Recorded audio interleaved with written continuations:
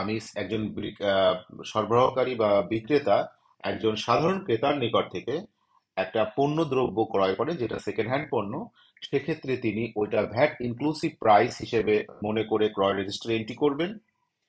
এবং পরবর্তীতে যখন ওই পণ্যটি বিক্রয় করা হবে, তখন আমার পণ্যটি, যে টাকা আমি ভ্যাট প্রদান করে এসেছিলাম, তার তার হ্রাসকারী সমন্বয় করতে পারবো।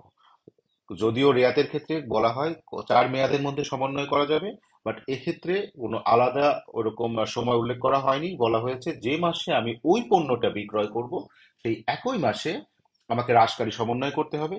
আর যদি পণ্যটি আমি বাইরে থেকে আমদানি করে আনি, তাহলে একজন ইম্পোর্টার হিসেবে আমার যে সকল দায় দায়িত্ব থাকে, যে সকল হিসাব সংরক্ষণের প্রয়োজনীয়তা থাকে, সে সকল হিসাব আমাকে রাখতে হবে। এবং আমি আমার নিয়ম মতো অন্যান্য যে ডিউটিগুলো আছে আমি সমন্বয় এবং রেয়াত নেওয়ার সুবিধা থাকবে। আজ এ পর্যন্ত।